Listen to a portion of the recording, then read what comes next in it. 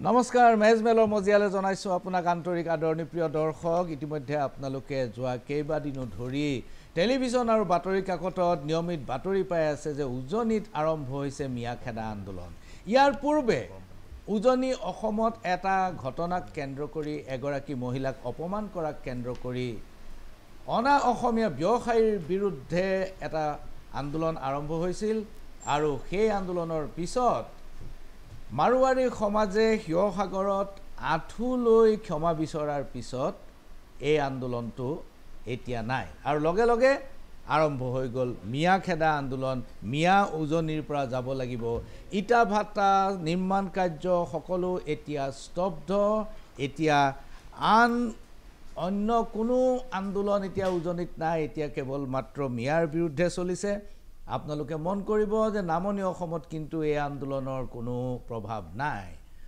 এইখিনিতে মই মনত পেলাই দিব খুজিছো যে CAA কা আন্দোলনৰ সময়তো আন্দোলনৰ তীব্ৰতা উজনিত যিমান আছিল নামনিত কিন্তু CAA আন্দোলনৰ তীব্ৰতা কিমান নাছিল গুৱাহাটীৰ পৰা পশ্চিমলৈ CAA আন্দোলনৰ তীব্ৰতা প্ৰায় নাই বুলিয়ে ক'ব পাৰি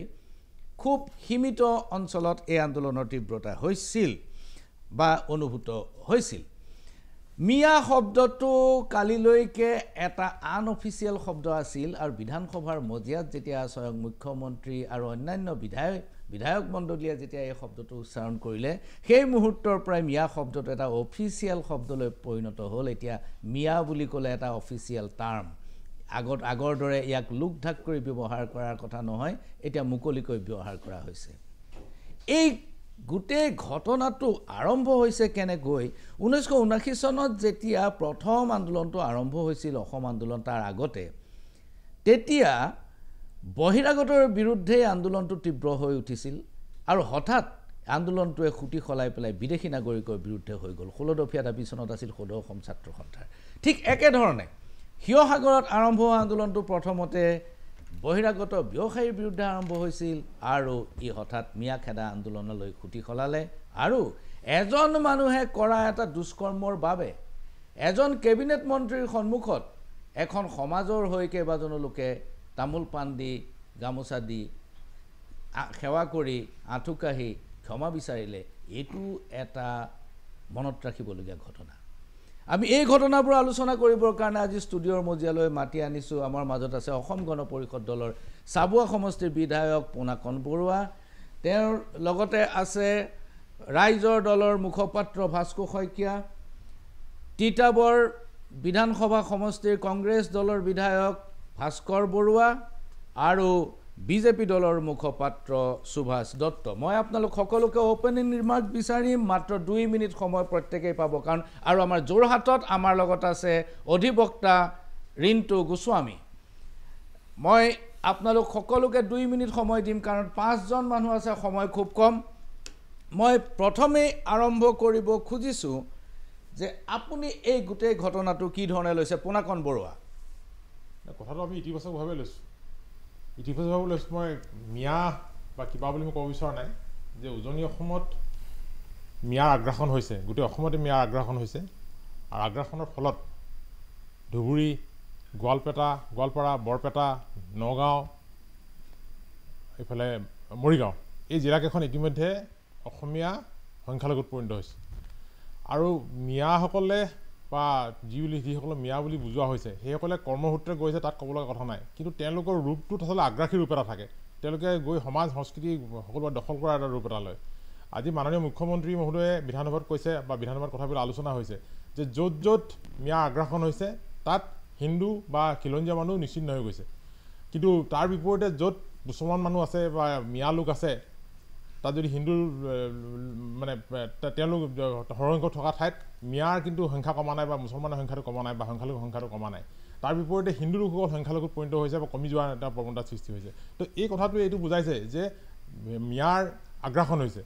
সন্দেহযুক্ত লোকসকল আগ্ৰাসন হৈছে গতিকে এই আগ্ৰাসন ৰোধৰ সম্পৰ্কতে গোটেই কথাখিনি হৈছে গতিকে এই সম্পৰ্কত অসমৰ সকলো শ্ৰেণীৰ জনগণ বিশেষকৈ উজনি অসমৰ লোকসকল সচেতন হৈছে সজাগ হৈছে সেইকাৰণে তাৰ দল জাতীয় দল সংগঠন সকলো ওলাই আহিছে আৰু সেইসকলক তাৰ পৰা বিতাড়িত কৰাৰ নিচিনা এটা পৰিস্থিতিৰ সৃষ্টি হৈছে কিন্তু এইখিনিতে মই এটা কথা ক'ম যে তেওঁলোকক সামূহিকভাৱে তাৰ পৰা পঠাই দিলেই সমস্যাটো সমাধান নহয় এটা সময় আছিলে কোৱা হৈছিলে যে পথাৰো আমাৰ বজাৰো আমাৰ কিন্তু সেই কথাটো যোৱা 2 বছৰ 3 বছৰ পিছত এই কথা নাইকিয়া হৈ গ'ল গতিকে আমি কৰ্মসংস্কৃতিত আমাৰ জাতীয় দল সংগঠন অসমৰ উজনি অসমৰ লোক কৰ্মসংস্কৃতি বিশ্বাসী হ'ব লাগিব আমি খেতি কৰিব লাগিব আমি নিৰ্মাণ কামত আমি জড়িত হ'ব লাগিব বা অন্যান্য যিখিনি ক্ষেত্ৰত মিয়া লোকসকল জড়িত হৈছে সেইখিনি কামত আমি জড়িত হ'ব লাগিব আজি আমি আমাৰ গাঁওবিলাকত ঠায়ে ঠায়ে দেখোঁ যে এটা ডাঙৰ গামলা লৈ পিছফালে বান্ধি তেওঁলোকে গাঁৱে গাঁৱে ঘূৰি মাছ বিক্ৰী কৰি ফুৰে মাছৰ পোনা বিক্ৰী কৰি ফুৰে কিন্তু তেনে সময়ত আমি থলুৱা লোক বা খিলঞ্জীয়া লোকৰ আমি তাত কোনো এনেধৰণৰ নেদেখোঁ বা নিৰ্মাণ শ্ৰমিকৰ ক্ষেত্ৰত এইসকল যিসকল মিয়া বুলি কোৱা হয় সেইসকলে যি ধৰণে কাম কৰে নিজৰ কামক যিমান ধৰণে গুৰুত্ব দিয়ে ৰাতি দিন কৰি একাকাৰ কৰি কাম কৰে কিন্তু আমাৰ তাত সেই বস্তু আমাৰ উজনি অসমত সেইখিনি মানুহে সেই ধৰণে কামটো নকৰে আপোনাৰ সময় শেষ হৈছে পুনাকন বৰুৱা মই যাব খুজিছোঁ ভাস্কৰ শইকীয়াৰ ওচৰলৈ ৰাইজৰ দলৰ প্ৰতিনিধি আপোনাৰ মতামত কওক অপেনিং ৰিমাৰ্ক হয় আমি ৰাইজৰ দলে এক প্ৰগতিশীল আঞ্চলিক ৰাজনীতিত বিশ্বাস কৰোঁ আমি থলুৱাৰ নেতৃত্বত সকলো জাতি ধৰ্ম বৰ্ণ ভাষাক লগ হৈ এখন নতুন অসম গঢ়াটো আমি বিচাৰোঁ আৰু যেহেতু আমি এখন থলুৱাৰ নেতৃত্বৰ কথা কওঁ প্ৰভুত্বৰ কথা নকওঁ আমি যেতিয়া থলুৱাৰ নেতৃত্বৰ কথা কওঁ আমি নিশ্চিতভাৱে বিচাৰিম থলুৱাৰ ৰাজনৈতিক অধিকাৰ থলুৱাৰ অৰ্থনৈতিক অধিকাৰ থলুৱাৰ ভূমি অধিকাৰ থলুৱাৰ ভাষিক অধিকাৰ এইবিলাক সুৰক্ষিত হ'ব লাগিব কিন্তু আমি দেখা পাইছোঁ যে বিপ্লৱ কুমাৰ শৰ্মাই ৬ নং দফা কমিটিৰ প্ৰতিবেদনত অতি স্পষ্টভাৱে আমাৰ অসমৰ থলুৱা মানুহৰ এই সুৰক্ষাৰ কথাবিলাক কৈছিল কিন্তু আমি দেখা পাইছোঁ যে সেইখন এতিয়ালৈকে ৰূপায়ণটো বাদে এতিয়ালৈকে কেন্দ্ৰীয় গৃহ মন্ত্ৰালয়ৰ দপ্তৰলৈকে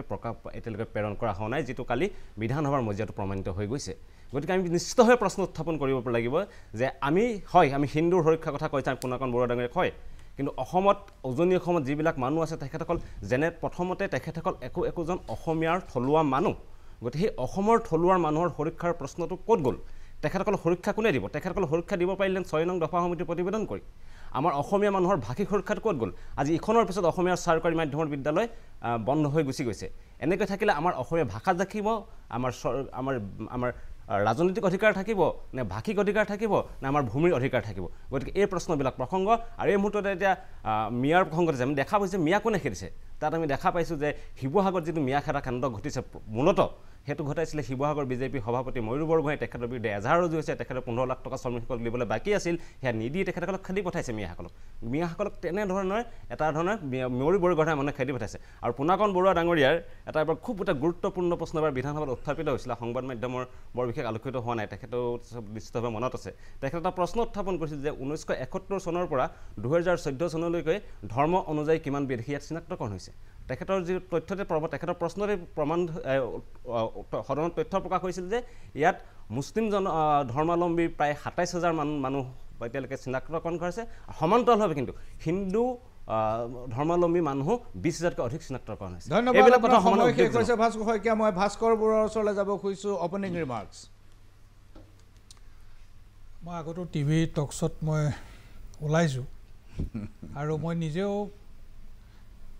এইবোৰ কথা মই পাতি আচলতে মই বৰ ভাল নাপাওঁ মানে কিন্তু এতিয়া উপায় নাই আপুনি মোক মাতিছে সেইকাৰণে মই আহিছোঁ কিন্তু মূলতঃ মই বিশ্বাস কৰোঁ যে আমি যদি কৰ্মযোগী মানুহ হওঁ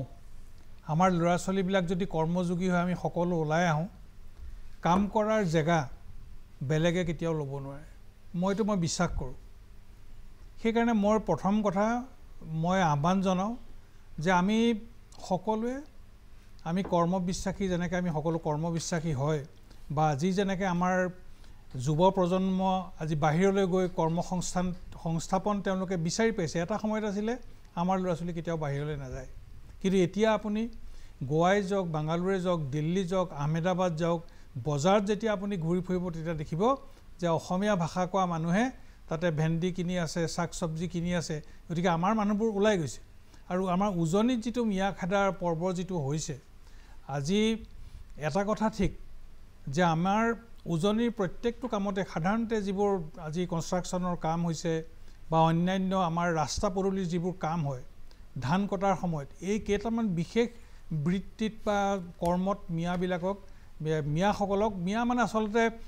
মিয়া শব্দটো আজি কৈছে আজি কথাটো বিধানসভাত ওলাইছিলে তেতিয়া আমাৰ ৱাজেদ আলী চৌধুৰী ডাঙৰীয়াই কৈছে যে আমি কেতিয়াও আমাক মিয়া বুলি আমি কোৱা নাই কিন্তু সেই কথাটো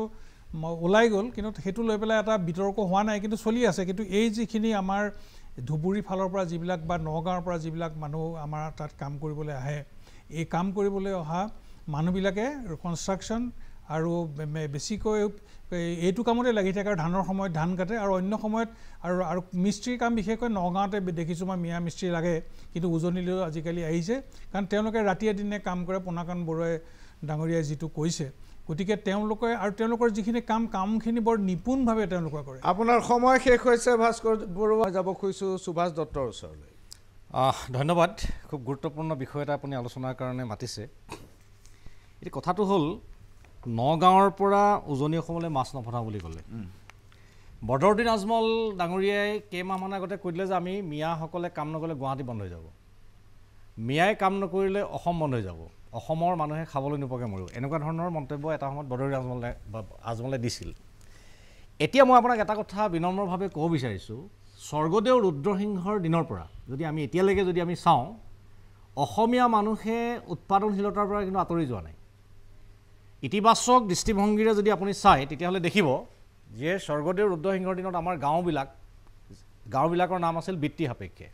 যেনেকৈ যোৰহাটৰ আপোনাৰ ঘৰৰ ওচৰৰ সোণাৰী গাঁও যেনেকৈ আমাৰ জাপিহজীয়া গাঁও এনেকুৱা ধৰণৰ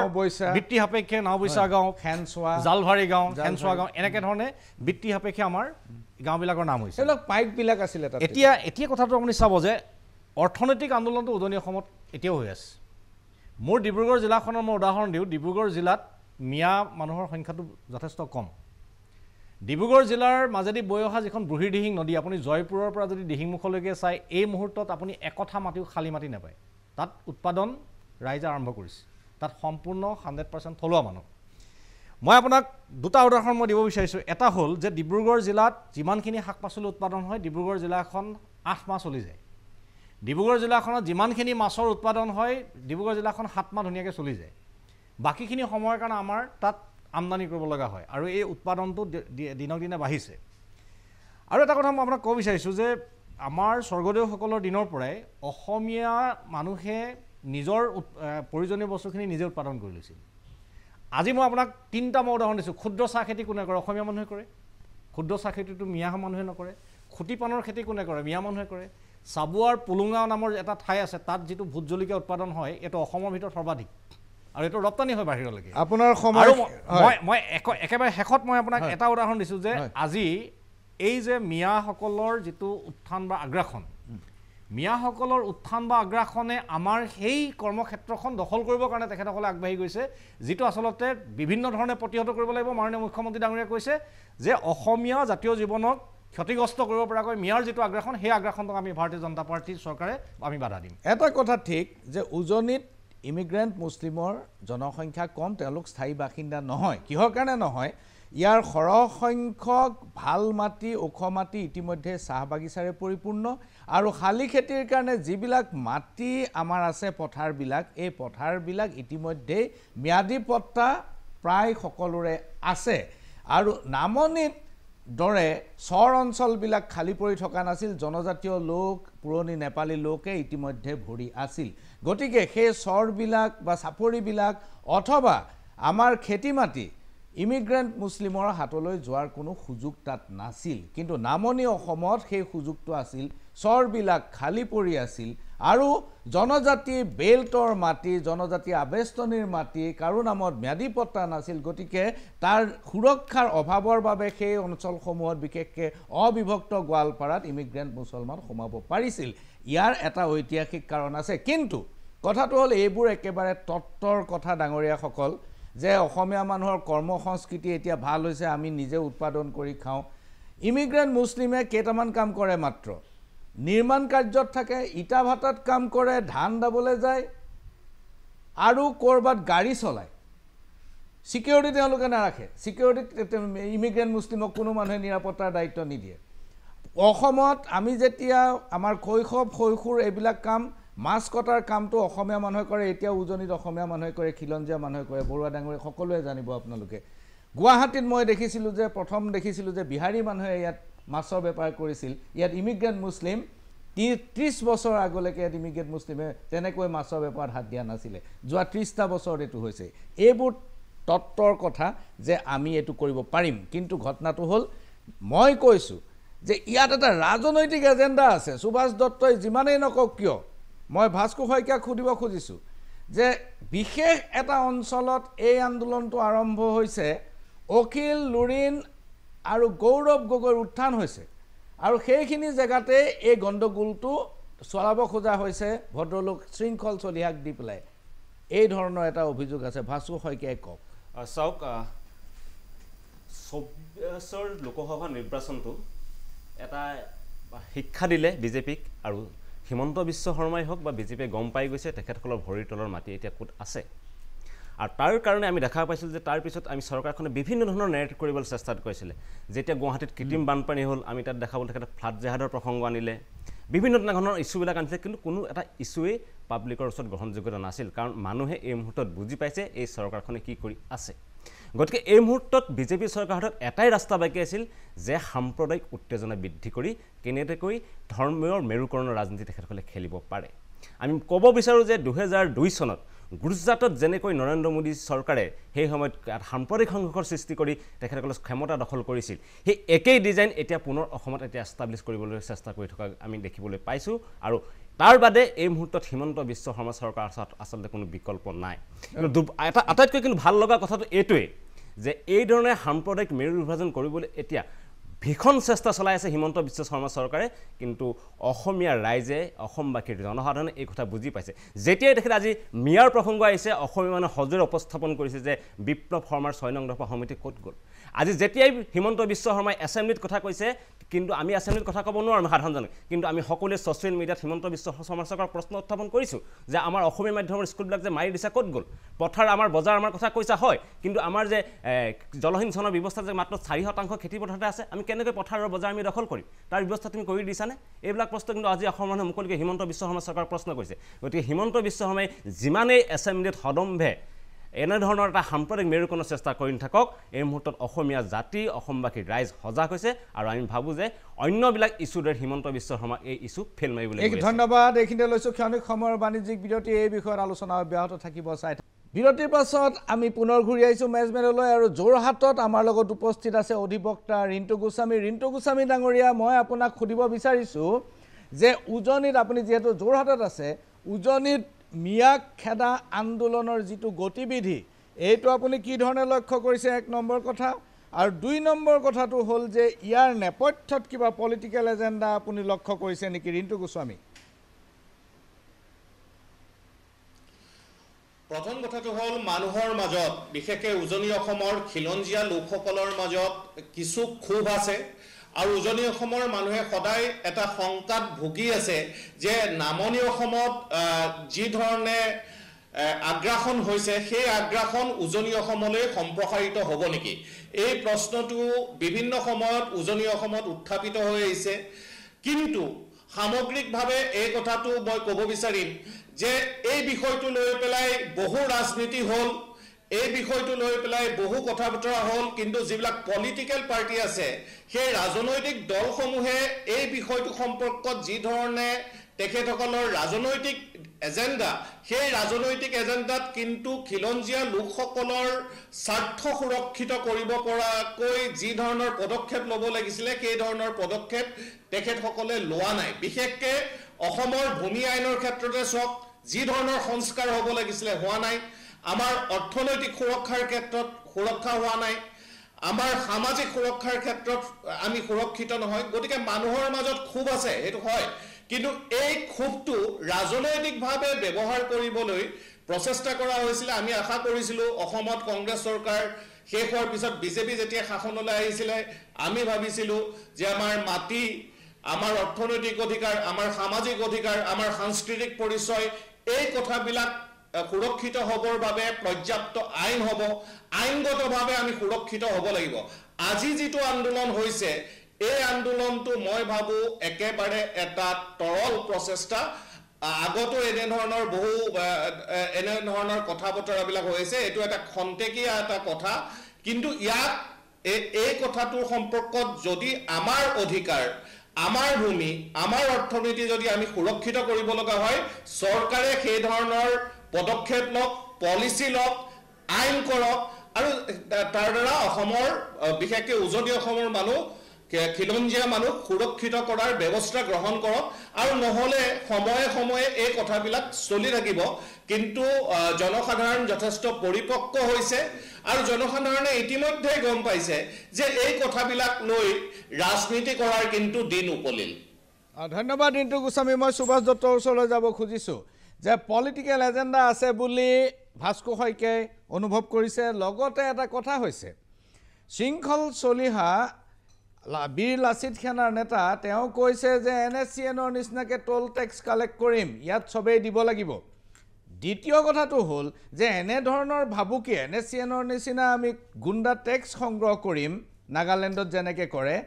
আৰু তাৰ পিছতো চৰকাৰ নিশ্চুপ হৈ আছে, যিখন চৰকাৰে ফেচবুকত কবিতা লিখিলে ছোৱালীক জেললৈ পঠায়। আপুনি কি কয় সুভাষ দত্ত? নাই চাওক, ইয়াতে কংগ্ৰেছ দলৰ এজন বিধায়ক পশ্চিম গোৱালপাৰা সমষ্টিৰ, তেওঁ সেইদিনাখন খুব সজোৰে কৈছে যে মিয়াসকল উজনিলৈ যাবই, উজনি মিয়াই দখল কৰিবই। এইবিলাক পলিটিকেল ষ্টেটমেণ্ট নহয় নেকি? এইবিলাক পলিটিকেল ডিজাইন নহয় নেকি? তাৰমানে এই গোটেই প্ৰক্ৰিয়াটো কোনে আৰম্ভ কৰিছে? এই গোটেই প্ৰক্ৰিয়াটো আগ্ৰাসনটো কোনে আৰম্ভ কৰিছে? এইটো আৰম্ভ কৰিছে কংগ্ৰেছ দলে, আৰু এইটো কংগ্ৰেছ দলৰ ডিজাইন। এতিয়া কথাটো হৈছে যে উজনি অসমৰ এই যে যিবিলাক ঠাইত এতিয়া আন্দোলন হৈছে, মই আন্দোলন কৰা মানুহবিলাকৰ ৰাস্তাবিলাক একেবাৰে সঠিক বুলি মই অন্ততঃ অনুভৱ নকৰোঁ। এই যিটো ডিজাইন, এই ডিজাইনটো তেখেতসকলে আৰম্ভ কৰিছে। এতিয়া আমাৰ কথাটো হ'ল যে ভাৰতীয় জনতা পাৰ্টীৰ চৰকাৰ গঠন হোৱাৰ দিনটোৰ পৰাই আমি সদায় এটা কথাত গুৰুত্ব দি আহিছোঁ, যাতে আমাৰ থলুৱা খিলঞ্জীয়া মানুহবিলাক যাতে স্বাৱলম্বী হয়, থলুৱা খিলঞ্জীয়া মানুহৰ অস্তিত্ব যাতে ৰক্ষা পৰে, আৰু তাৰ কাৰণে চৰকাৰে বিভিন্ন ধৰণৰ পদক্ষেপ লৈছে। যেনেকৈ আজি মিছন বসুন্ধৰাৰ যোগেদি আমাৰ কেইবা লক্ষ লোকক ইতিমধ্যে মাটিৰ পট্টা দিয়া হৈছে। যিবিলাক আমাৰ ট্ৰাইবেল গাঁও আছে, এই ট্ৰাইবেল গাঁৱৰ ওচৰত থকা যিবিলাক আমাৰ চিডুল কাষ্ট গাঁও আছে, এই গাঁওবিলাকৰ কাৰণে এতিয়া মাইক্ৰ' ট্ৰাইবেল বেল্ট এতিয়া ইতিমধ্যে নিৰ্মাণ কৰা হৈছে। ইতিমধ্যে ৰাজ্য চৰকাৰে ইতিমধ্যে সিদ্ধান্ত লৈছে। তাৰ উপৰিও আমাৰ মাটিৰ পট্টাটোৰ উপৰিও আমাৰ সেই ঠাইবিলাকত যাতে আমাৰ বিভিন্ন ধৰণেৰে আমাৰ যুৱকসকল যাতে স্বাৱলম্বী হ'ব, তাৰ কাৰণে বিভিন্ন ধৰণৰ সমবায় গঠনৰ প্ৰক্ৰিয়াটো ইতিমধ্যে আৰম্ভ হৈ গ'ল। প্ৰত্যেকজন বিধায়কৰ নেতৃত্বত এখন সমবায় হৈছে। যোৱাবাৰ আমাৰ মাননীয় মন্ত্ৰী বিমল বৰা ডাঙৰীয়াৰ সমষ্টিত দিহিচাং নামৰ এখন সমবায় সমিতিৰ যোগেদি তেখেতসকলে আলু উৎপাদন কৰিছে, যিখিনি তেখেতসকলে পেপচিকক বিক্ৰী কৰিছে। এফালে আমাৰ সুশান্ত বৰগোহাঁই ডাঙৰীয়াই দিচাং নদীৰ পাৰত যিখন তাত সমবায় আৰম্ভ কৰিছে, দিহিং নদীৰ পাৰত ইতিমধ্যে আৰু এখন আৰম্ভ কৰিবৰ কাৰণে তেখেতসকলে প্ৰচেষ্টা লৈছে। গতিকে চাওক যে ভাৰতীয় জনতা পাৰ্টীৰ চৰকাৰে, হয় মই কোৱা নাই যে 100% মানে পথাৰত ইৰিগেশ্যন হৈ গৈছে, মই সেইটো ক'ব বিচৰা নাই, কিন্তু পৰ্যায়ক্ৰমে আমাৰ খেতিয়কসকল স্বাৱলম্বী হ'ব পৰাকৈ আজি বিভিন্ন ধৰণৰ পদক্ষেপ আমাৰ ভাৰতীয় জনতা পাৰ্টীৰ চৰকাৰে গ্ৰহণ কৰিছে। এতিয়া কথাটো হৈছে যে আমাৰ মানুহে কাম কৰিবলৈ ওলাই আহিছে। কাম কৰিবলৈ ওলাই অহাৰ এই সময়টোত কোনোবাই যদি গৈ কয় যে আমি সেই ঠাইখিনি আমি দখল কৰিবলৈ যাম, আমি ইয়াৰ পৰা মানুহ পঠামেই, সেইটো স্বাভাৱিকতে আমি বাধা দিব লাগিব। মাননীয় মুখ্যমন্ত্ৰী ডাঙৰীয়া ঠিকে কৈছে যে এইটো এটা উজনি অসমৰ মানুহে মিয়াসকল তালৈ যোৱাটো বিচৰা নাই, আৰু মিয়াসকলক তালৈ যোৱাটো যিহেতু নেকি বিচৰা নাই, গতিকে মিয়াসকল যাব নালাগে তালৈ। মই এইটো কথা কৈছোঁ। আমাৰ তাত মই কৈছোঁ আপোনাক, মই মোৰ ঘৰ ডিব্ৰুগড়ত, মই কৈছোঁ যে আমাৰ তাত মিয়াৰ প্ৰয়োজন নাই। কাৰণ কেলৈ কৈছোঁ, ব্ৰহ্মপুত্ৰ নদীৰ পাৰত মুকুন্দ বৰগোহাঁই আজি আমাৰ 1500 বিঘা মাটি তেখেতে ইতিমধ্যে শাক পাচলি খেতি আৰম্ভ কৰিছে। এনেকৈ ধৰণে আমাৰ দিহিং নদীখনৰ মই উদাহৰণ দিলোঁ, দিচাং নদীৰ পাৰত ইতিমধ্যে মই বুজি পালোঁ লখিমপুৰত, আজি ধেমাজিত, আজি তেনেকৈ ধৰণে আমাৰ এইটো এটা অৰ্থনৈতিক সংগ্ৰাম এটা আৰম্ভ হৈছে। অকল অৰ্থনৈতিক সংগ্ৰাম বুলি নহয়, উৎপাদনৰ ওপৰত আমাৰ নিয়ন্ত্ৰণ আছে। চাপৰিত 300 বিঘা মাটিত মিয়া দখল হৈছে। বুজিলোঁ, মই হিচাপটো বুজিলোঁ আপোনাৰ, মই বুজিলোঁ। গতিকে য'ত খালী মাটি পাইছে, য'ত দেখিছে যে ইয়াত বহিব পাৰিম, তেনেকুৱা জেগাত বহিছে। কিন্তু এইটো ৰাষ্ট্ৰীয় উদ্যান, যিহেতু নেকি ৰাষ্ট্ৰীয় উদ্যান কাৰণে তাৰ পৰা তেখেতসকল উঠি আহিবলৈ এটা অংশ বাধ্য হৈছে। গতিকে এতিয়াও মিয়াসকলে এতিয়াও চাই আছে যে উজনি অসমৰ য'ত খালী জেগা পাওঁ তাতে সোমাম, এনেকুৱা ধৰণৰ তেওঁলোকৰ এজেণ্ডা আছে। এতিয়া ভাস্কৰ দাই যিমানে আজি বুকুদাত কৰি ক'লেও কাজিৰঙা ৰাষ্ট্ৰীয় উদ্যানখনত গড় হত্যা কৰাৰ মূল উদ্দেশ্যটো কি আছিল কংগ্ৰেছ চৰকাৰৰ দিনত? এটাই উদ্দেশ্য আছিল যে গড় মৰি শেষ হ'লে, জীৱ জন্তু শেষ হ'লে তাত গৈ কাজিৰঙা ৰাষ্ট্ৰীয় উদ্যানখনৰ খালী মাটিখিনি মিয়াই গৈ দখল কৰিব। সেইটো তেখেতসকলৰ এজেণ্ডা আছে। সেইবোৰ মেটাৰ ইণ্টাৰপ্ৰিটেশ্যন, সেইটো ইণ্টাৰপ্ৰিট কৰিছে। আজি নগাঁও জিলাখন যেনেকৈ ধৰণে মিয়াই দখল কৰিলে, মৰিগাঁও জিলা যেনেকৈ দখল কৰিলে, কংগ্ৰেছে যিমানেই নকওক লাগিলে কংগ্ৰেছৰ এইটো এজেণ্ডা। গতিকে কথা বতৰা মই ভাস্কৰ বৰাৰ ওচৰত আহিব কৈছোঁ যে উজনি অসমত উৎপাদন ব্যৱস্থাত খিলঞ্জীয়া মানুহৰ নিয়ন্ত্ৰণ আছে। আজি সৰিয়হ খেতি কৰে, আজি মাহৰ খেতি কৰে, আজি কবি খেতি কৰে, আলু খেতি কৰে, আৰু ৰঙালাও, জাতিলাও সকলো উৎপাদন আমাৰ থলুৱা মানুহে তাত ইমান দিন কৰি আছে। আৰু মই আগতেই কৈছোঁ, যিহেতু সৰহ সংখ্যক মাটি ম্যাদী মাটি, গতিকে তাত দখল কৰাৰ কোনো সুযোগ নাই। চাহ বাগিচাৰ মাটি চৰকাৰে লিজত দি থৈছে 99 বছৰৰ বাবে। এইটো ৰিনিউৱেল হৈছে অসম গণ পৰিষদ চৰকাৰৰ দিনত। এতিয়া কথাটো হ'ল যে তাত কোনো স্পেচ নাই যে য'ত গৈ পেলাই ইমিগ্ৰেণ্ট মুছলিম সোমাবগৈ। তাত ইমিগ্ৰেণ্ট মুছলিমে কাম কৰে, নিৰ্মাণ কাৰ্যত কৰে, ইটা ভাটাত কৰে, এনেকুৱা কাম কৰে। কোনোবা আমি সৰুতে দেখিছিলোঁ গাঁওবিলাকত হালোৱা থাকিছিল মৈমনসিঙীয়া মানুহ বুলি কয় আপোনালোকৰ মনত পৰিব যে মৈমনসিঙীয়া মানুহ আমাৰ দুটাই হেৰি আছিলে গৰু মণিপুৰী আৰু হালোৱা মৈমনসিঙীয়া এইটোৱে কেৰেক্টাৰ আৰু সময়ত ঘূৰি আহে তেওঁলোক স্থায়ীভাৱে ক'তো নাথাকে কাৰণ তেওঁলোকৰ তাত এখন সমাজ নাই গতিকে আপুনি কি ভাবে যে এইটো ৰিণ্টু গোস্বামীয়ে কৈছে এটা তৰল আন্দোলন কিন্তু খিলঞ্জীয়াৰ সুৰক্ষাৰো প্ৰয়োজন আছে আমি উজনিৰ মানুহ কিহৰ কাৰণে অসুৰক্ষিত বুলি ভাবে উজনিৰ মানুহে মই নিজেই উজনিৰ মানুহ মই কিন্তু নিজকে অসুৰক্ষিত বুলি মই কেতিয়াও ভবা নাই প্ৰথম কথা মই নিজে ব্যক্তিগতভাৱে কাৰণ মই উজনিৰ মানুহ মোৰ ডিব্ৰুগড় তিনিচুকীয়া ডিষ্ট্ৰিক্টতো মোৰ কাম আছে মই কিন্তু অসুৰক্ষিত বুলি ভবা নাই মই এটা কথাই মই বিশ্বাস কৰোঁ এটা ৰাজনৈতিকভাৱে আমি ইয়াত বহুত বাক বিতণ্ডা আমি কৰিব পাৰিম আৰু কংগ্ৰেছৰ দৃষ্টিকোণটো একেবাৰে সম্পূৰ্ণ বেলেগ ধৰণৰ কাৰণ এইখন দেশ এইখন ৰাজ্য মুখ্যমন্ত্ৰী আছিলে আমাৰ গোপীনাথ বৰদলৈ আজি বিধানসভাত খুব সুন্দৰ ডিছকাশ্যন হৈছে যে সেইটো সময়ত জনজাতিসকলক সংৰক্ষণ কৰিবৰ বাবে তেওঁলোকক যাতে তেওঁলোকৰ আইডেণ্টিটি শেষ হৈ নাযায় তাৰ কাৰণে গোপীনাথ বৰদলৈ তেখেত মুখ্যমন্ত্ৰী আছিলে আৰু স্বৰ্গীয় আমাৰ স্বনামধন্য বিষ্ণুৰাম মেধি তেখেত ৰেভিনিউ মিনিষ্টাৰ আছিলে তেওঁলোকে এই ট্ৰাইবেল বেলবিলাক ঠিক ঠাক কৰি কাৰণ ব্ৰিটিছবিলাকৰ দিনৰ পৰা প্ৰব্ৰজন ঘটিছিলে আজি ভুৱন পেগুৱে 1911 চনৰ পৰা গোটেই হিষ্ট্ৰীটো তেখেতে পঢ়ি আছে মই খুব ভাল লাগিছে শুনি পেলাই আৰু এইবিলাক প্ৰব্ৰজন যে হয় প্ৰব্ৰজন অকল আমাৰ ইয়াতে নহয় সেইটো এটা এইটো অৱধাৰিত এটা প্ৰচেছ সেই মানুহ অহা যোৱা কৰি থাকে history of civilisation is history of migration এইটো প্ৰব্ৰজন আপোনাৰ থাকিব এইটো সভ্যতাৰ ইতিহাস মাইগ্ৰেশ্যন এইটো হ'ব কিন্তু এতিয়া কথা হৈছে কি উজনিত যিটো আপুনি মই কৈছোঁ মই কিন্তু অসুৰক্ষিত অনুভৱ মই কৰা নাই আৰু ধন্যবাদ ভাস্কৰ বৰুৱা ডাঙৰীয়া ক'ব লাগিব কথা হয় কওক আপুনি থাকিয়ে গ'ল নহ'লে কথাখিনি কোৱা নহ'ব হয় কওক মই এইটো কাৰণে অসুৰক্ষিত ভবা নাই কাৰণ উজনিত আমাৰ সুভাষ দত্ত ডাঙৰীয়াই যেনেধৰণে কৈছে সঁচাকৈ আমাৰ তাত প্ৰত্যেকবোৰ যুৱক যুৱতী তাত সাংঘাতিক ধৰণে তাত খেতিত কৰিছে মই এই ভাৰত জোড়ো যাত্ৰাই হওক বা অন্যান্য যিবোৰ আমাৰ কংগ্ৰেছৰ আমাৰ যাত্ৰা হৈছিলে যাত্ৰাবোৰ কৰোঁতে মই বহুত গাঁও অঞ্চলত মই গৈছোঁ তাত যথেষ্টখিনি মানুহবোৰ কৰ্মত তেওঁলোক জড়িত আৰু খেতিত বিশেষকৈ তেওঁলোকে যথেষ্ট অগ্ৰণী ভূমিকা লৈ নিজৰ সময়খিনি খুব ভালকৈ তেওঁলোকে ব্যৱহাৰ কৰিছে যথেষ্ট তেওঁলোকে উৎপাদন আনিছে আৰু মিয়া মই কৈছোঁ নহয় একমাত্ৰ কনষ্ট্ৰাকশ্যনৰ বাহিৰে তাত মিয়া যাবলৈ আৰু কোনো ৰাস্তা নাই আৰু আজিকালি ধান কটাও এনেকুৱা যেতিয়া আমাৰ ঘৰতে আমাক ধান কাটিবৰ কাৰণে আমাৰ মিয়াৰ প্ৰয়োজন নাই কাৰণ আমাৰ মেচিন আছে মেচিন থকাৰ কাৰণে এতিয়া ধান কাটিবলৈ আমাৰ মিয়া আহিব নালাগে কনষ্ট্ৰাকশ্যনৰ কামত যদি আমি উজনিৰ মানুহখিনিয়ে কোনো মিয়া মানুহক যদি আমি নামাতো অট'মেটিকেলি মিয়াসকল তালৈ নাযায় কাৰণ মিয়াৰ কৰ্মিক তেওঁলোকে কৰ্ম কৰি খাবলৈ তেওঁলোকৰ আৰু জেগা আছে ধন্যবাদ ভাস্কৰ বৰুৱা ডাঙৰীয়া এইখিনিতে ল'ব লাগিব এটা বাণিজ্যিক বিৰতি চাই থাকক মেজমেল পুনৰ ঘূৰি আহিছোঁ মেজমেললৈ মই এবাৰ যাব খুজিছোঁ অসম গণ পৰিষদৰ বিধায়ক পুনাকণ বৰুৱাৰ ওচৰলৈ পুনাকণ বৰুৱা ভাস্কৰ বৰুৱা ডাঙৰীয়াই কৈছে তেখেতো তিতাবৰৰ মানুহ যোৰহাটৰ মানুহ তেখেতে কৈছে যে উজনিত মিয়াৰ সম্পৰ্কত কোনো ভয় কৰিবলগীয়া একো নাই কাৰণ তেওঁলোকৰ কাৰণে কোনো স্পেচ নাই আৰু আমি প্ৰায় নিজেই প্ৰায় সকলো কাম কৰি আছোঁ আপুনি কিয় ভয় খাই আছে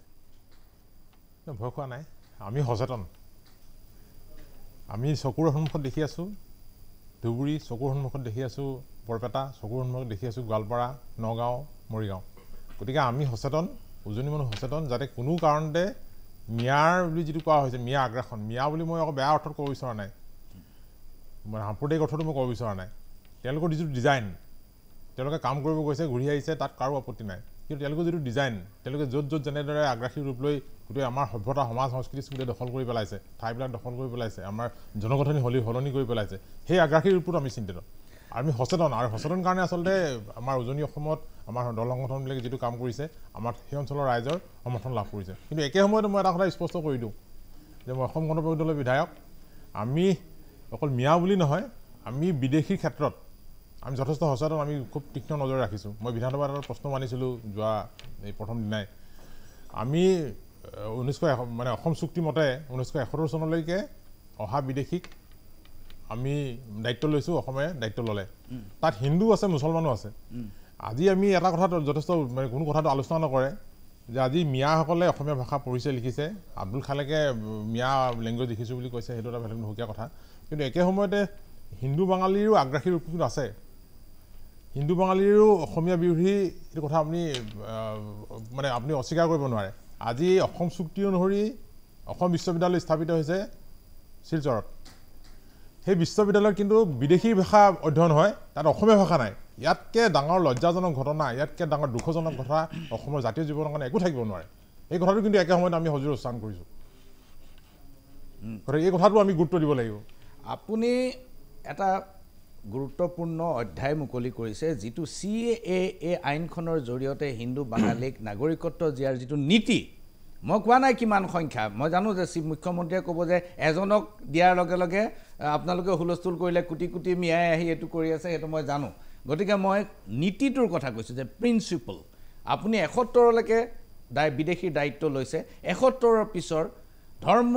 বৰ্ণ নিৰ্বিশেষে কোনো বিদেশী অসমত থাকিব নোৱাৰিব মই ভাস্কো শইকীয়াৰ ওচৰলৈ আহিব খুজিছোঁ যে আপুনি উল্লেখ কৰিছিলে যে 15 লাখ টকা দিবলৈ আছিলে ময়ূৰ বৰগোহাঁয়ে আৰু তাৰপিছত পিটি মেলি উৰাই মানে পঠিয়াই দিলে ময়ূৰ বৰগোহাঁয়েও কিন্তু অখিল গগৈৰ বিৰুদ্ধে অভিযোগ আনিছে আৰু এইটো কি পলিটিকেল এজেণ্ডা নে এওঁলোকে এইটো সুবিধা লৈছে এইটো চাওক এই ঘটনাটো অত্যন্ত এটা দুখজনক কথা যে কেইজনমান দুখীয়া শ্ৰমিকক লৈ গৈছে তেখেতসকলক কেইবাবছৰ কাম কৰাইছে তেখেতসকলৰ প্ৰাপ্য ধন নিদি এটা ঘটি থকা ঘটনাক এটা পলিটিকেল ৰূপ দি তেখেতসকলক মাৰপিট কৰি খেদিব পঠাইছে এইটো এটা অমানৱীয় কথা সেইটো বিজেপিৰ মানুহে কৰক কংগ্ৰেছৰ মানুহে কৰক ৰাজ্যৰ দলৰ মানুহে কৰক যোনেই নকৰক আমি তাক গৰিহণা দিবই লাগিব এতিয়া আমি এই অভিযোগটো যেহেতু তেখেতসকলে ইতিমধ্যে এজাহাৰ দাখিল কৰিছে এজাহাৰৰ ভিত্তিত আমি এই অভিযোগ দাখিল কৰিছোঁ অখিল গগৈ উত্থাপন কৰিছে তাৰ ভিতৰত ময়ূৰ বৰগোহাঁয়ে কিবা প্ৰতি অভিযোগ যদি আনিছে সেই অভিযোগৰ বিষয়ে মই এতিয়ালৈকে জ্ঞাত নহয় ধন্যবাদ কিন্তু এটা কথা মই সময়ভাৱে কথা এটা কৈ ল'ব বিচাৰিছোঁ যে যি মুহূৰ্তত আমি দেখা পাইছোঁ যে সুভাষ দত্ত ডাঙৰীয়ে কৈ আছে যে তেখেতসকলে কি কৰিছে ক'ত সমবায় খুলিছে ক'ত কেনেধৰণে কাম কাজ কৰাত তেখেতসকলৰ মন্ত্ৰী বিধায়কসকলে উদ্যোগ লৈছে কিন্তু আটাইতকৈ প্ৰাথমিক প্ৰশ্নটো হৈছে যে আমি থলুৱা খিলঞ্জীয়া মানুহৰ সুৰক্ষাৰ আটাইতকৈ এতিয়া প্ৰাথমিক প্ৰসংগটো ৰৈ গৈছিলেগৈ বিপ্লৱ শৰ্মাৰ 6 নং দফা সমিতিৰ ৰূপায়ণৰ ওপৰত আৰু যিটো কেন্দ্ৰীয় গৃহমন্ত্ৰী অমিত শ্বাহে মানে দাড়ি কমা নোহোৱাকৈ পালন কৰিম বুলি পাৰ্লিয়ামেণ্টত ঘোষণা কৰিছিলে জেপি নাড্ডা আহি অসমত ঘোষণা কৰিছিলে সেই কমিটিখনৰ ঘটনাত আপোনালোকে কিয় নিশ্চয় কালি বিধানসভাত প্ৰমাণ হৈ গৈছে যে সেই কমিটিখন ৰূপায়ণটো বাদেই আপোনালোকে গৃহৰ মন্ত্ৰালয়লৈ দিল্লীলৈ এতিয়ালৈকে প্ৰেৰণেই কৰা নাই আটাইতকৈ প্ৰাথমিক প্ৰশ্ন যিটো অবিহনে কোনো পধ্যে আমাৰ সম্ভৱপৰ নহয় যোৱাকালি অসম বিধানসভাত এই বিষয়টো আলোচনা হৈছে অসম চুক্তিৰ বিষয়ত আৰু 6 নং দফাটোৰ কথা প্ৰতিবেদন কিয় পঠোৱা হোৱা নাই আমাৰ চৰকাৰে বিষয়টো সম্পৰ্কত যথেষ্ট চিৰিয়াছ এই সম্পৰ্কত যিখিনি আইনসংগত বাধা আহিব পাৰে সেই সম্পৰ্কত যথেষ্ট আলোচনা হৈছে সদৌ অসম ছাত্ৰ সন্থাৰ ইয়াৰ অংশীদাৰ হৈ আছে গতিকে বিশেষ বিশেষজ্ঞ ব্যক্তিক লৈ এখন উপসমিতি গঠন কৰা হৈছে উপসমিতিয়ে প্ৰতিবেদন দিলেই এখন পঠিয়াব পৰা যাব একে সময়তে একে সময়তে আমাৰ চৰকাৰে অসমৰ মাননীয় মুখ্যমন্ত্ৰী ডক্টৰ হিমন্ত বিশ্ব নেতৃত্বত আমাৰ চৰকাৰে বিপ্লৱ শৰ্মাৰ প্ৰতিবেদনত যিখিনি কথা আছে সেইখিনিতকৈ এটা ওপৰলৈ গৈও কিছুমান বিষয় কাৰ্যকৰী কৰি আছে যেনে বিধানসভা লোকসভাত খিলঞ্জীয়াৰ কাৰণে আসন সংৰক্ষণ এইবাৰ যেতিয়া ডিলিমিটেশ্যন হ'ল এই ডিলিমিটেশ্যনত 80% আসন খিলঞ্জীয়াৰ কাৰণে সংৰক্ষণ হৈছে বুলি আপুনি ক'ব পাৰে লোকসভাতো আসন তেনেকৈ সংৰক্ষিত হৈছে তেনেকৈ পঞ্চায়ত এতিয়া ডিলিমিটেশ্যন হ'ব পঞ্চায়ততো সেইধৰণে গোটেই ব্যৱস্থাটো সেই প্ৰক্ৰিয়ালৈ গৈ আছে আৰু অন্য ক্ষেত্ৰতো গোটেই কথাখিনি এতিয়া ক'ব পৰা হোৱা নাই মাননীয় মুখ্যমন্ত্ৰী মহোদয়ে আজি বিধানসভাত খুব সজোৰে ঘোষণা কৰিছে যে অহা এপ্ৰিল মাহৰ বিধানসভা যেতিয়া বহিব অহা এপ্ৰিল মাহত চৰকাৰে ঘোষণা কৰিব যে বিপ্লৱ শৰ্মাৰ যিখন প্ৰতিবেদন সেই প্ৰতিবেদনতকৈ এধাপ আগুৱাই গৈ যথেষ্ট শক্তিশালীভাৱে অসমৰ জাতীয় জীৱনক সুৰক্ষিত কৰিবৰ কাৰণে চৰকাৰে অত্যন্ত দুৰ্ভাগ্যজনক কথা অসম চুক্তিৰ 5 নং দফা ইতিমধ্যে কাৰ্যতে মৃত্যু ঘটা হ'ল তাৰপিছত বাকী আছিলে 6 নং দফা 6 নং দফা প্ৰতিবেদনৰ কাৰণে বিশেষজ্ঞ কমিটিক লৈ গঠন কৰি দিয়া গ'ল সেইখনে বহুত দিন চালি চলিছে এখন প্ৰতিবেদন দাখিল কৰিলে আৰু যেতিয়া গৃহীত হোৱাৰ আগতে কেন্দ্ৰীয় গৃহমন্ত্ৰীয়ে কৈছিল বিজেপি মন্ত্ৰীয়ে সভাপতিয়ে কৈছিল যে এখন আখৰে আখৰে পালন কৰিম দাড়ি কমা হেন্দি নহয় তাৰপিছত এতিয়া আকৌ এখন সমিতি গঠন কৰিছে আকৌ এখন উপসমিতি গঠন কৰিছে মই ভাবোঁ যে 5 নং দফাৰ অপমৃত্যুৰ পিছত 6 নং দফাক লৈ যদি আমি অসমীয়া মানুহ অসমীয়া জাতি চিৰিয়াছ নহওঁ আমাৰ অপমৃত্যু যাব খুজিছোঁ ৰিণ্টু গোস্বামীৰ ওচৰলৈ ৰিণ্টু গোস্বামী এতিয়া ইয়াত বক্তাসকলে কৈছে যে উজনিত মিয়াৰ প্ৰসংগত একো ভয় কৰিবলগীয়া নাই মিয়াসকল তালৈ যায় অস্থায়ী শ্ৰমিক হিচাপে কোনোবাই ইটা ভাটাত কাম কৰিবলৈ যায় কোনোবাই নিৰ্মাণ শ্ৰমিক হিচাপে কাম কৰিবলৈ যায় যদি ভীতি নাই তেনেহ'লে হঠাৎ আপুনি মন কৰিছে যে শিফ্ট কেনেকৈ হ'ল মোৰ দুটা প্ৰশ্ন আপোনালৈ 1 নম্বৰ প্ৰশ্ন যে এজন অনা অসমীয়া মানুহে এটা দুষ্কাৰ্য কৰাৰ বাবে এখন সমাজক এজন কেবিনেট মন্ত্ৰীৰ সন্মুখত আঁঠু কাঢ়ি ক্ষমা খুজিবলৈ বাধ্য কৰোৱাটো কিমান দূৰ সমীচীন হৈছিল 1 2 যদি উজনিত তেনেধৰণৰ কোনো মিয়া ভীতি নাই তেনেহ'লে এই গিমিকটো কি কাৰণত সৃষ্টি কৰা হৈছে গোস্বামী প্ৰথম কথা হ'ল যিটো মাৰোৱাৰী সম্প্ৰদায়ৰ মানুহখিনিয়ে আঁঠু কাঢ়ি তেওঁলোকে ক্ষমা বিচাৰিলে ইয়াৰ অন্তৰালত থকা কথাটো হ'ল যে উজনি অসমৰ মাটি উজনি অসমৰ বিশেষকৈ চহৰ অঞ্চল আৰু এটি ৰোডৰ কাষৰ অৰ্থাৎ ৰাষ্ট্ৰীয় ঘাইপথৰ কাষৰ যিবিলাক মাটি আছে আপুনি বোকাখাটৰ পৰা ডিব্ৰুগড়লৈকে যদি যায় মই বাকী নকওঁৱেই দুইফালৰ মাটিবিলাক ইতিমধ্যে বহিৰাগত মানুহে বিশেষকৈ মাৰোৱাৰী সম্প্ৰদায় বা বিহাৰী সম্প্ৰদায়ৰ মানুহে এই মাটিখিনি ল'লে তাৰ সেই মাটিবিলাক কিন্তু বিক্ৰী কৰিছে আমাৰ অসমীয়া মানুহে বিক্ৰী কৰিছে এই মাটি ক্ৰয় কৰিবলৈ তেওঁলোকে যি ধৰণৰ প্ৰচেষ্টা হাতত লয় লোকেল বহু সময়ত গুণ্ডাজাতীয় প্ৰকৃতি বা সংগঠনৰো বহু ব্যক্তি এই ঘটনাবিলাকৰ লগত জড়িত থাকে বুলি শুনা যায় এই মাটি লৈ পেলাই খিলঞ্জীয়া মানুহৰ মাজত এটা কিন্তু শংকা আছিল আৰু এটা ক্ষোভ আছিলে আৰু যিবিলাক চৰকাৰী অফিচ মই এজন অধিবক্তা হিচাপে অন ৰেকৰ্ড কৈছোঁ আমাৰ যিবিলাক ৰাজচক্ৰৰ বিষয়াৰ অফিচ সেই অফিচবিলাকত উজনি অসমত বাস কৰা বহিৰাগত মানুহবিলাকৰ কাম কাজ খুব খৰতকীয়াকৈ হয় যিটো আমাৰ খিলঞ্জীয়া মানুহৰ ক্ষেত্ৰত নহয় গতিকে এই ধৰণৰ আৰু এটা দালাল চক্ৰ তেওঁলোকে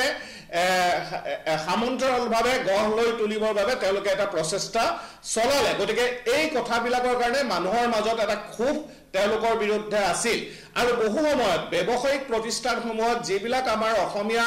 ল'ৰাই কাম কৰে সেই ল'ৰাবিলাকক দুৰ্ব্যৱহাৰ কৰাৰো বহু উদাহৰণ কিন্তু আছে কিন্তু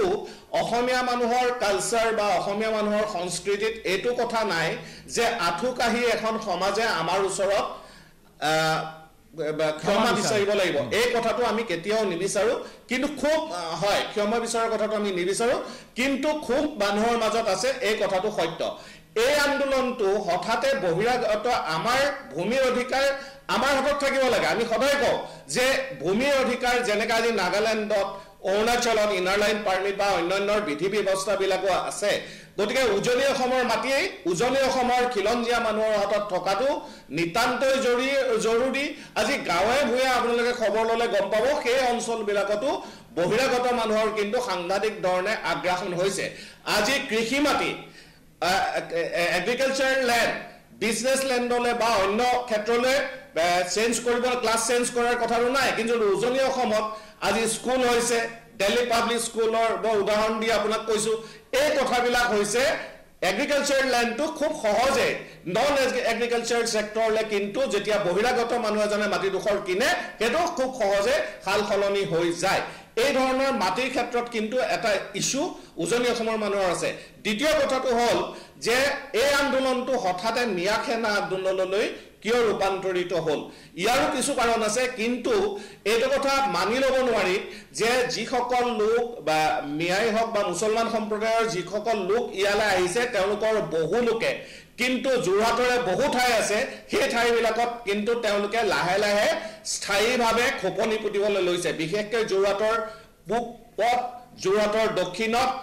যোৰহাট বিধানসভা সমষ্টিৰ কথাই মই কৈছোঁ এই লোকসকলে লাহে লাহে খোপনি পুতিবলৈ আৰম্ভ কৰিছে যিবিলাক আমাৰ গেজিং লেণ্ড আছিলে যিবিলাক আমাৰ চিলিং সাৰপ্লাছ লেণ্ড আছিলে এই মাটিবিলাকত তেওঁলোকে কিন্তু খোপনি পুতিবলৈ আৰম্ভ কৰিছে এইটোৱে আমাৰ মাজত এটা শংকা আনিছে আৰু সেইকাৰণে এই ধৰণৰ এটা আন্দোলনৰ সৃষ্টি হৈছে কিন্তু মোৰ প্ৰশ্নটো হ'ল আমি এই ধৰণৰ আন্দোলন কৰি তেওঁলোকক খেদি পঠিওৱাতকৈ বা আমি নিজৰ কাম কৰি আমি অৰ্থনৈতিকভাৱে স্বাৱলম্বী হৈ আমি এটা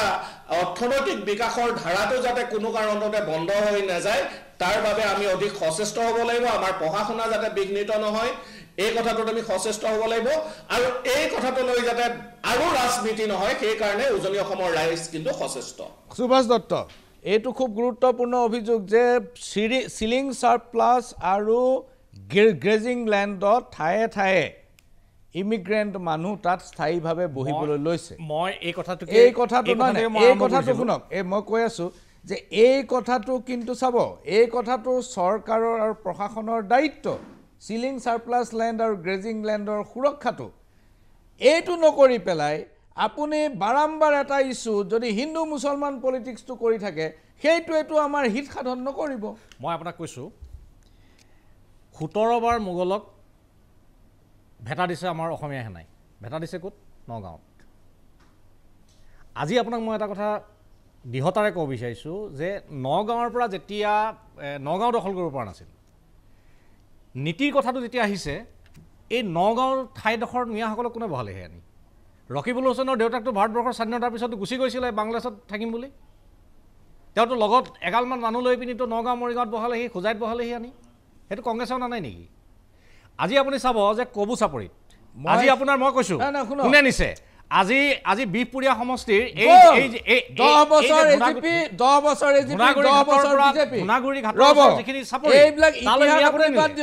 মই আজি আপোনাক কৈছোঁ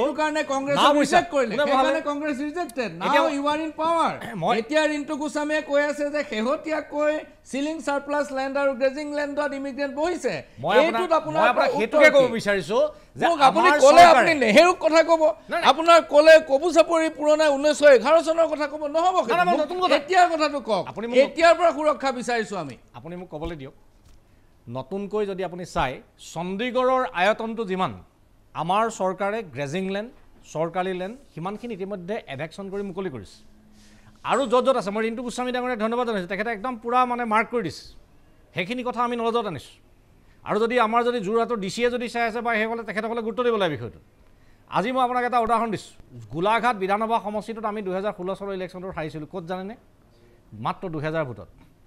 কোন জেগাত হাৰিছোঁ? মেৰাপানীত, য'ত 45জন মানুহে গৈ ঘৰ বনাইছিল। পৰৱৰ্তী সময়ত সেইখিনি ভোটাৰ হ'ল 3000। মেৰাপানীত 2টা বুথ আছে, এতিয়াও আজি তাৰিখতো আছে। গতিকে এনেধৰণে এইখিনি মানুহ নিছে কোনে? এইখিনি কংগ্ৰেছে নিছে। এইখিনি নীতিগতভাৱে কংগ্ৰেছে নি তাত সংস্থাপিত কৰিছে। আৰু ভৱিষ্যতেও যদি কেনেবাকৈ কংগ্ৰেছ গভৰ্ণমেণ্ট আহে, এনেকৈ ধৰণে খালী থকা মাটিত যে কংগ্ৰেছে নিজে মিয়া নবহাব তাৰ কোনো গেৰাণ্টি নাই। কাৰণ কংগ্ৰেছৰ নেতাসকলে এই ধৰণৰ কাম কৰি থৈছে। আজিও মই আপোনাক কৈছোঁ উজনি অসমৰ বহু ঠাইত এতিয়া পদ্ম হাজৰিকা আছে কাৰণে কন্যাকা দখল কৰিবলৈ যোৱা মিয়াখিনিক তাৰপৰা খেদি পঠালে। আজি আপোনাৰ যিটো বৰচলাততো এতিয়াও দখল কৰিবলৈ গৈ থাকে। নুৰুল হুদাৰ নেতৃত্বটো এতিয়াও ঠেলিবৰ কাৰণে চেষ্টা কৰি থাকে। আজি এতিয়া নাওবৈচাৰ পৰা লাহেকৈ মাজুলীৰ ফালে এতিয়া 2-4ঘৰকৈ মানুহ চিফ্ট হ'বলৈ আৰম্ভ কৰিছিল। সেইটো যেনিবা আমাৰ চৰকাৰে এভেকশ্যন কৰি দিয়াৰ কাৰণে বাধা দি দিয়াৰ কাৰণে এতিয়া পৰা নাই। কিন্তু কংগ্ৰেছ চৰকাৰ আহিলেতো সেইবিলাক ঠাইতো এতিয়া মিয়া আগ্ৰাসনটো চলি যাব। গতিকে নীতিগতভাৱে ভাৰতীয় জনতা পাৰ্টি সেইকাৰণে মিছন বসুন্ধৰাৰ কথা কৈছে। মই খুব ভাল পাইছোঁ ভাস্কৰ শইকীয়াই 6 নং দফাটোত গুৰুত্ব দিছে। 6 নং দফাটো আমাক লাগে। 6 নং দফাটো অসমীয়া জাতীয় জীৱনক ৰক্ষা কৰিবৰ কাৰণে এইটো একমাত্ৰ উপায়। আজি আমাৰ চৰকাৰে ইতিবাচকভাৱে গোটেই কথাখিনি নিছে। আৰু মোৰ বিশ্বাস যে 6 নং দফা যদি কাৰ্যকৰী হয় ভাৰতীয় জনতা পাৰ্টি চৰকাৰৰ নেতৃত্বতে হ'ব। এইটো কোনো কাৰণত বেলেগ চৰকাৰে কেতিয়াও নকৰে।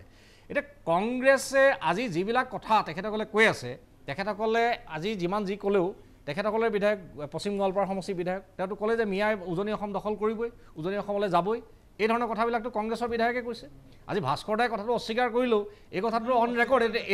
এইটোতো ৰেকৰ্ড হৈ আছে, এই ৰেকৰ্ড হৈ আছে এইবিলাক। গতিকে আজি চাব, মই এতিয়া মোৰ কথাটো হ'ল এইটোৱেই যে আজি তাৰিখত যেনেকৈ মাজুলীৰ ভকত চাপৰি খেতিয়কে কুঁহিয়াৰ খেতি কৰি গুড় বিক্ৰী কৰি যেনেকৈ 4 কোটি টকা আজি উপাৰ্জন কৰিবৰ কাৰণে সক্ষম হৈছে, উজনি অসম আজি যেনেকৈ আজি ক্ষুদ্ৰ চাহ খেতি অসমীয়া মানুহে কৰি আছে, যেনেকৈ আজি খুটি পাণৰ খেতি অসমীয়া মানুহে কৰি আছে, উজনি অসমৰ বিভিন্ন ঠাইত এতিয়া যিবিলাক আমাৰ ফাৰ্ম হাউচ ইতিমধ্যে গঢ় লৈ উঠিছে। ভাস্কৰ দা নিজেও এজন সফল খেতিয়ক বা সফল উদ্যোগী তেখেত। গতিকে মই এইটো কথাই ক'ব বিচাৰিছোঁ যে অসমীয়া মানুহে য'তেই কাম কৰিবৰ কাৰণে আগবাঢ়ি গৈছে। মই বেলেগৰ উদাহৰণ দিব নাযাওঁ, মোৰ গাঁৱৰ উদাহৰণ দিছোঁ। মোৰ গাঁৱৰ 20টা ল'ৰা বাহিৰত চিকিউৰিটি গাৰ্ডৰ কাম কৰে। সিহঁতক যদি আজি কওঁ, মই উদাহৰণটো শুনি লওক, মই যদি আজি আমাৰ গাঁৱৰ চিকিউৰিটি গাৰ্ড কৰিবলৈ যোৱা ল'ৰাকেইটাক যদি কওঁ যে টকা 10,000 ধাৰলৈ দিব নোৱাৰে, কিন্তু মোৰ গাঁৱত থাকি যিকেইটা ল'ৰাই আজি খেতি কৰে সিহঁতক বিচাৰিলে 5 লাখ টকা আজি তেখেতসকলে উলিয়াই দি দিব পাৰে। এনেকুৱা এটা অৱস্থা আজি আমাৰ উজনি অসমৰ বিভিন্ন ঠাইত ইতিমধ্যে গঢ় লৈ উঠিছে। গতিকে আমাৰ কথাটো হ'ল যে চৰকাৰৰ দৃষ্টিভংগীটো এইটোৱেই যে মিয়াই যদি আগ্ৰাসন কৰি তেনেকৈ ধৰণে যদি মাটি দখল কৰি যদি তাত বসতি স্থাপন কৰিবৰ কাৰণে যায়, একমাত্ৰ ভাৰতীয় জনতা পাৰ্টি চৰকাৰ যেনেকৈ চণ্ডীগড়ৰ সমান আয়তনৰ ভূমি যেনেকৈ এই সময়খিনিত এভেকশ্যন কৰি আজি মুকলি কৰা হৈছে,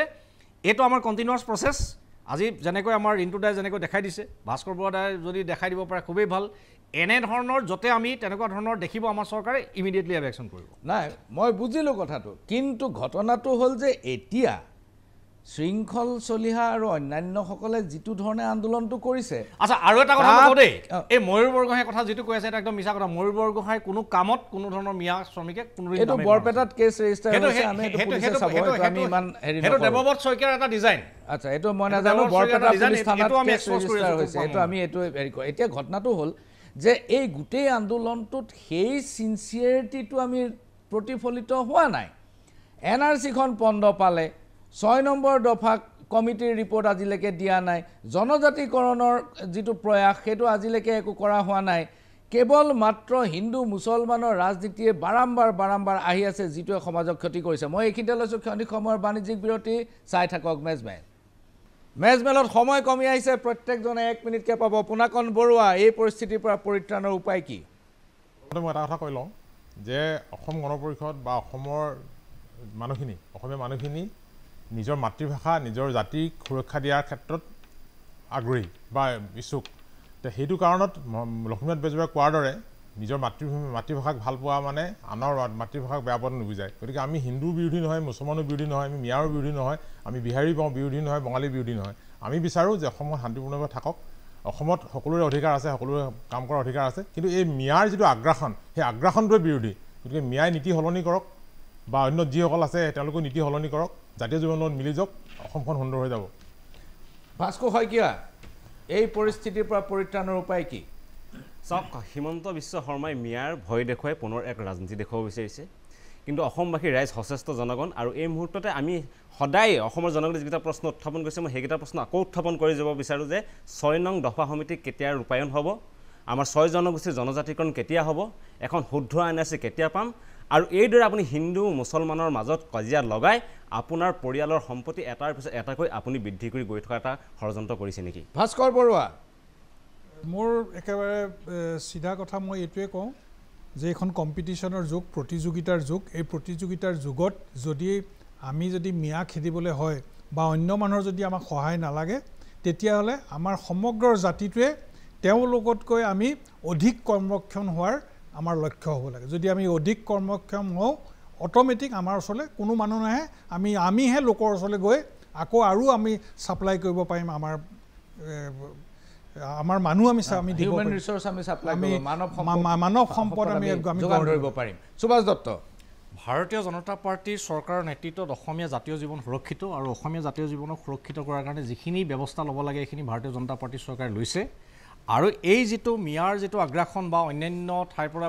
এইসকল লোকক লৈ যিটো ৰাজনীতি কৰে, এইটো কংগ্ৰেছ দলে কৰে বা তেখেতসকলৰ ইণ্ডিয়া এলায়েন্সৰ যিসকল পাৰ্টনাৰ তেখেতসকলে এইবিলাক কৰি আছে। আৰু আমাৰ দৃঢ়স্থিতিটো হ'ল এইটোৱেই যে ভাৰতীয় জনতা পাৰ্টীৰ চৰকাৰৰ নেতৃত্বতে 6 নং দফাও কাৰ্যকৰী হ'ব। 6 জনগোষ্ঠীৰ জনজাতিকৰণৰ বিষয়টো ইতিবাচক দৃষ্টিভংগীৰে ইতিমধ্যে আগবাঢ়িছে। এটা কথা ঠিক যে আজিৰ তাৰিখত অসমীয়া মানুহ স্বাৱলম্বী হ'ব পৰাকৈ, অসমীয়া মানুহ উৎপাদনমুখী হ'ব পৰাকৈ যিখিনি ইনফ্ৰাষ্ট্ৰাকচাৰ লাগে, যিখিনি ব্যৱস্থা লাগে, সেইখিনি ইতিমধ্যে আমাৰ ৰাজ্যখনত ইতিমধ্যে গঢ় লৈ উঠিছে। মই এটা কথা খুব দৃঢ়তাৰে ক'ব পাৰোঁ যে 2016 চনৰ পৰা বৰ্তমানলৈকে আমাৰ চৰকাৰ হোৱাৰ পাছত অসমৰ কৃষিখণ্ডৰ যিটো উন্নয়ন, এই উন্নয়নটো গ্ৰাফিক্সে কয়। আজি অসমৰ যিটো GSDP এইটো 6 লাখ কোটি টকা, আৰু এই 6 লাখ কোটি টকাৰ যিটো GSDP, ইয়াত মেক্সিমাম কণ্ট্ৰিবিউশ্যন আমাৰ অসমীয়া মানুহৰ আছে। কাৰণ আপুনি খবৰ ল'ব, ইমিগ্ৰেণ্ট মুছলিমৰ ইমিগ্ৰেণ্ট মুছলিমবিলাকে বেংকত পইচা নাৰাখে, তেওঁলোকৰ ধনবিলাক অসমীয়া মানুহৰ কণ্ট্ৰিবিউশ্যন আছে। গতিকে মই আপোনাক ক'লোঁ যে অসম আজি তৰুণ গগৈ ডাঙৰীয়াৰ চৰকাৰৰ দিনত যিটো আমাৰ 89,000 crore যিটো GSDP আছিল, আজি আমাৰ মাননীয় মুখ্যমন্ত্ৰী আমাৰ সময় শেষ হৈ আহিছে। ৰিণ্টু গোস্বামী শুনিছে, আপোনাৰ 30 ছেকেণ্ডত আপুনি কওক ক্লজিং ৰিমাৰ্ক আপুনি কি কয়, এই পৰিস্থিতিৰ পৰা আমি কেনেকৈ পৰিত্ৰাণ পাম? মই ভাবোঁ আমি আন্দোলনমুখী যি দৃষ্টিভংগী, সেই দৃষ্টিভংগী আমাৰ সলনি কৰিব লাগিব। চান্দামুখী সংস্কৃতিৰ পৰা আমি পৰিত্ৰাণ পাব লাগিব, আৰু অৰ্থনৈতিক যিটো বিকাশৰ ধাৰা, সেই ধাৰাটো অব্যাহত ৰাখিবৰ বাবে চৰকাৰে সেইমতে পলিচি কৰক, আৰু অসমখন আগবঢ়াই নিবৰ বাবে কোনো কাৰণতে যাতে শান্তি শৃংখলা বিঘ্নিত নহয় তাৰ বাবে চৰকাৰে দৃঢ়স্থিতি গ্ৰহণ কৰে। ধন্যবাদ গোস্বামী। প্ৰিয় দৰ্শক, মেজমেল সামৰাৰ আগতে এটাই কথা কওঁ যে আটাইকেইজন মানুহ উজনি অসমৰ মানুহ আৰু উজনি অসমতেই চলি আছে মিয়া খেদা আন্দোলন। কিন্তু প্ৰত্যেকজনে এই কথাটো দৃঢ়তাৰে কৈছে যে উজনি অসমৰ মানুহৰ মিয়াৰ প্ৰতি কোনো ভীতি নাই। এই ভীতিটো একেবাৰে অমূলক ভীতিৰ সৃষ্টি কৰা হৈছে। উৎপাদনমুখী এখন সমাজক কেতিয়াও কোনেও নিষেধ কৰিব নোৱাৰে। ইয়াক লৈ হিন্দু মুছলমানৰ ৰাজনীতি যাতে ভৱিষ্যতে নহয় তাৰ ওপৰত সকলোৱে চকু ৰখাটো অত্যন্ত বাঞ্ছনীয়। মেজমেল ইমানতে সামৰিছোঁ। প্ৰত্যেকজন অংশগ্ৰহণকাৰী আপোনালোক সকলোকে ধন্যবাদ। নমস্কাৰ।